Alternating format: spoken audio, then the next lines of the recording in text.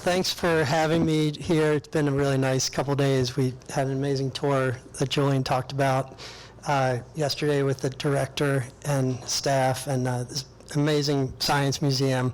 The variety of things that go on here are really intriguing, and engagement with families and kids is really neat to see on so many levels. So the fact that the Public Art Commission is partnering with them at this site, I think I really share a lot of Julian's ideas about integration of science and art, and have for a long time. One thing I mentioned yesterday, I got really interested in science for the first time in 4th grade when my science teacher, who was kind of crazy, used to bring in, we were invited to bring in animals that we would find, dead animals, and we were allowed to dissect them.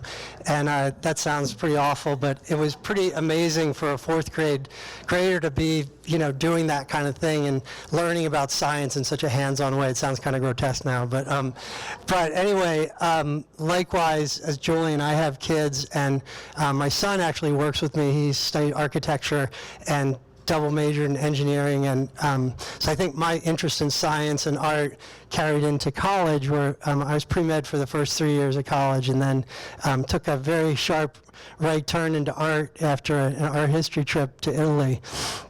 So I've been doing public art since college, and art in general, out of my studio in Baltimore. My practice is kind of a little different from Julian's. I actually make sort of 4 different types of work in the studio. They're all kind of integrated in a way. I do commission furniture, which I've done for a very long time, dining tables and benches, and they're all one-of-a-kind pieces, wood pieces and concrete and steel and glass.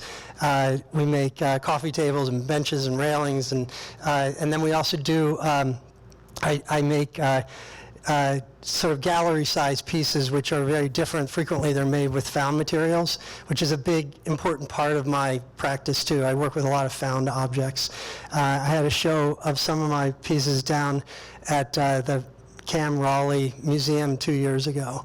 And then I also do kind of architectural, larger architectural pieces that are staircases. I did the staircase at the Visionary Art Museum in Baltimore, if you've ever been there. I'm going to show a couple of these architectural size pieces, but they include railings that we design and pergolas and things like that. And then the last kind of bag of work is this public artwork, which is really what I'm going to talk about today, because that's what the project is here. So anyway, I work in this great space. It's a bank barn in northern Baltimore County. It's got a big outdoor workspace front and back. It's got solar panels on the roof, and a big, the heating system's actually geothermal, so it's a very cool space to work in. It's about 10,000 square feet total, and we do primarily most of the fabricating for everything I make there. If we don't make it there, we make it in other facilities that are nearby in Baltimore and southern Pennsylvania. This is the first big public art piece I got to do in 1997. I built this sculpture for the Baltimore Museum of Industry. If you've ever been there, you may not have, but it's right on the water, and the sculpture is kind of this iconic thing that is a very unlikely toy. It's a 90-ton sculpture made out of found materials from Baltimore's rich industrial history that is kind of fading a bit. But boat building industry and steel industry and car building, and so the sculpture, to give you an idea of scale, that's a lamppost on the top, which is about 16 feet tall. So this piece is like 35 feet tall, and it's kind of a great spot where people take pictures for weddings and at the museum, and it's sort of meant to be this kind of hulking thing that looks like it's moving, but it's totally still, and it looks a little bit precarious because it's leaning at this 15-degree angle. It's kind of coming out of the ground, and anyway, so that was my first public art piece. I got to use cranes and worked on site, and it was kind of like a 4th grader's dream come true, and so I've been very happy doing large pieces since then. This is at a vocational high school in Baltimore, and this sculpture is called Inertia Study. And it's kind of about this idea that education is sort of about moving, but it's also this puzzle of, how these things may roll off the building. Give you an idea of scale here. The girl that's sitting there, the student, is sitting in a 4-foot diameter hole, and that's a 10-foot large piece. And the ones that are up on the building, it's pretty cool. This was not intentional, but the sun comes up from the east, and when it hits them, they actually make this noise when the air chamber in there changes, and it's called oil canning. So once every morning around 10 o'clock, they go gong, you know, and it was not intended to happen at all, but it's really kind of neat that it does on a sunny day. So at the BWI airport, another piece that is also kind of informed by my interest in physics and science, not nearly as profoundly as Julian's, but this one is called Momentum Study, and this is a 200-foot long sculpture that, again, more basic to my kind of fourth grade understanding of the world, was based on this game that I used to play with these two steel rods that you guys may have played as well. And in this case, the piece is 200 feet long, separated by, it's hung from the ceiling of these 4 points, which is kind of a cool engineering feat. It weighs 13,000 pounds. And we built it on site, which is a big part of my practice too. We kind of have to integrate with construction teams and engineering, and the engineering was designed by a big engineering firm called Whitman Reckart. And they were kind of freaking out about how to do it. And anyway, it worked out well. The piece, the ball does not move. And I tell people, you know, it's intended to move. It's not at the stasis. It's not at the bottom of the curve. It's actually up quite a bit higher. But I tell people if it's moving, then you should run, because something is definitely not right. And this piece is lit at night. A lighting designer designed some really cool lighting for it. Again, it kind of has this funny precariousness about it, which is a really big part of my practice. It's like kind of making things a little bit off balance and a little bit kind of like feel a little bit uncertain, but even if it's not, you'll see that kind of as I go on too. You know, just, and I know people who, you know, they frequently ask, they're like, you know, oh yeah, everyone sort of gets what it does. It's about transportation and about flight and, you know, being in this airport. So, and when you're in an airport, as I'll be later today, you're always kind of looking down, you know, and you're never looking up. And I think that like this piece kind of gives you a respite from your phone or your, you know, your hurry that you're in to get through security. So this piece also, architectural now in nature, it was for a building. The architects did not design this, but they selected me to build this in Silver Spring. And it's a little bit more, I don't know how to say it. It is a pergola, so it's sort of, but it says entryway. And I wanted to show it because it's a very interesting piece too. It's kind of based on these mats that you use to roll sushi in. I spent some time in Japan in college, and it's sort of like this giant mat, and it also is kind of an engineering feat. It's about 80 feet long, and it you know, is engineered for ice and snow load. So outdoor, we installed it on site again. Back to Baltimore. This is at the Visionary Art Museum. After I designed the staircase and built that for them, they asked me to build this balcony for the new building. Has anyone been to the Visionary Art Museum here? So you guys, maybe you've seen this piece. It's a balcony, and you can actually get out on it and look out on the water, and it's a bird's nest, clearly. When I designed the staircase at the museum, I built this whole fabric of cast bronze branches in the staircase that were, and they wanted me to build this bird's nest out of cast bronze, and I was like, you know, you don't really have the budget for that. So, I figured out this way to twist these stainless steel pipes, and there's 6,000 feet of them to make this bird's nest. And so we built this on site as well. It's 3 stories high, and it's 35 feet in diameter. And, you know, it says bird's nest, but it also sort of says, you know, what is that kind of, it doesn't move, but there is the question, like, how is it hung off the building? Well, it's actually welded to a superstructure that was engineered as a cantilever to come out from the brick. So it holds about 60 people. And it's all built to code, so you can't pass a 4-inch ball through that space, So working with architects, I was talking with Emily earlier, I'm pretty familiar with like all the kind of building codes about, how much overhang and just things that sculptors kind of have to learn when you're doing stuff in public spaces or with kids. Another pergola in Germantown, which is also built on site, more of this twisted material, in this case quite a bit larger, 80 feet in diameter, built on top of these big boulders that are from a quarry, local quarry. 14,000 linear feet of material here.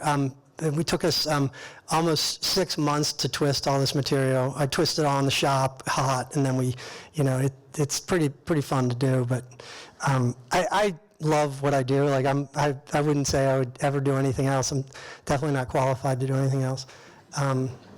So this is a night shot of that piece, and it's it's a very kind of iconic space where people go and gather there. So again, thinking about this space here, like I think one of the things I'm interested in is the scale. And when I put the first slide up of placemaking, of trying to like find some feature that actually says entryway, says like, kids, says like, let's get in there and look at it and maybe, really kind of think about it. What goes on in the Science Museum is it's so complicated how it's set up with the aquarium and the zoo and the ropes course. And, it's a really amazing place. Have all of you taken the tour that we took or been through the museum?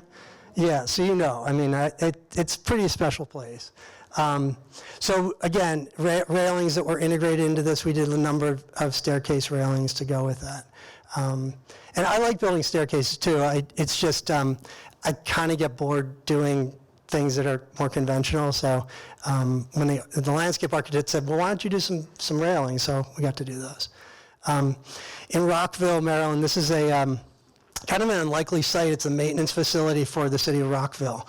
And where we live, probably like down here when it snows, it is apocalyptic. And this is a stainless steel snowplow truck that's 6 feet tall. So this piece is like 24 feet high, and it's supposed to sort of be this like very heroic idea about the snowplow truck coming.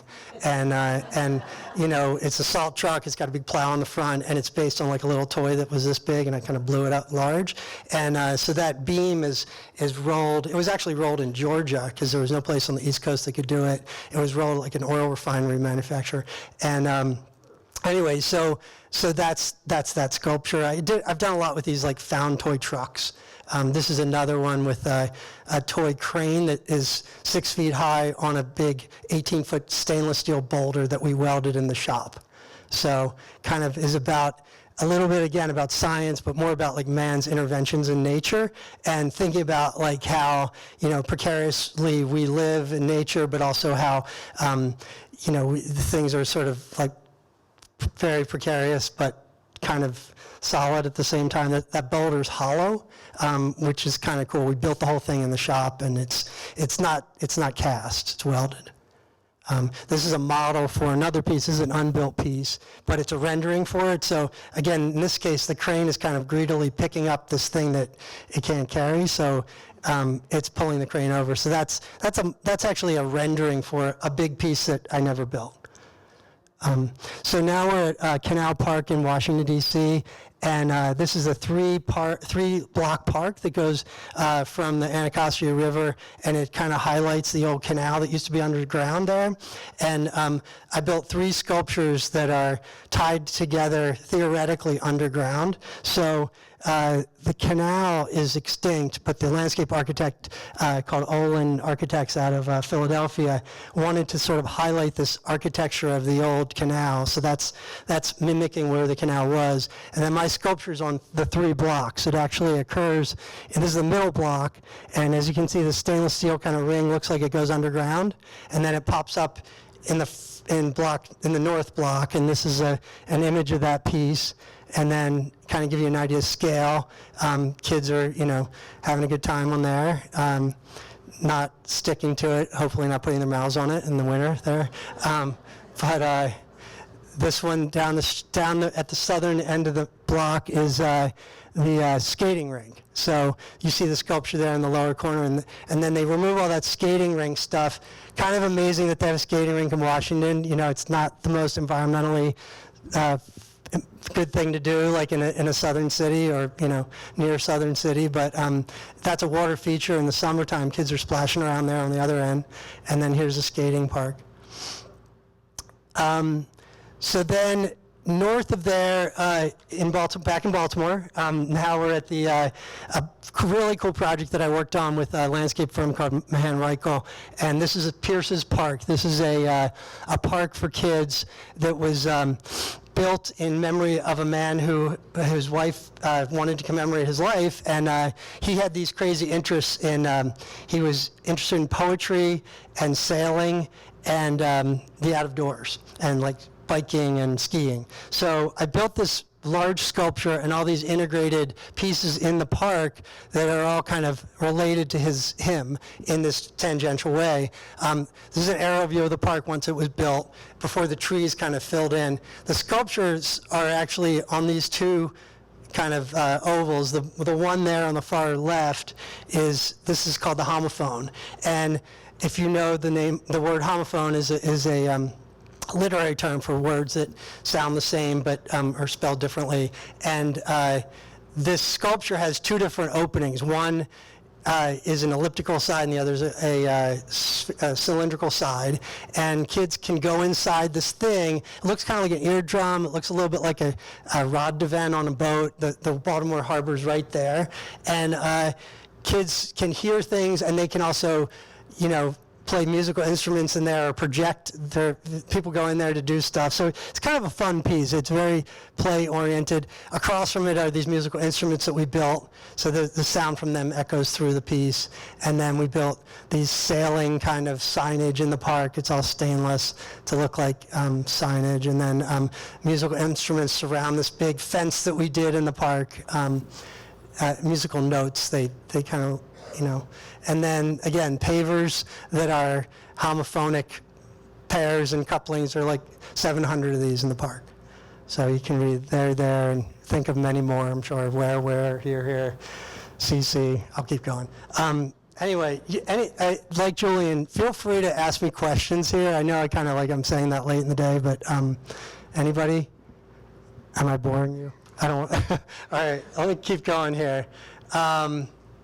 Okay, so this is an unbuilt piece that I designed for a building that, again, kind of says entryway and kind of says, you know, it's an interesting concept, you know, not unlike the St. Louis Arch. It's this kind of big gateway shape. And thinking about, again, your space here, not that this is a proposal for that space, but like this idea of scale is really important to me, and also thinking about something that maybe you could think about on different levels, not just what it is, but what it might symbolize, or how you might light this at night, how you might do planting around it, how buses might drive underneath it if it was out there. Here's a night version of it. So these are all renderings. And now moving back to built work, this is a piece that mimics the piece at Canal Park, and in this case, the pieces that are the two sculptural kind of curving things are connected. So you can actually speak through these funnel shapes and hear the person on the other side. So this is a model for it.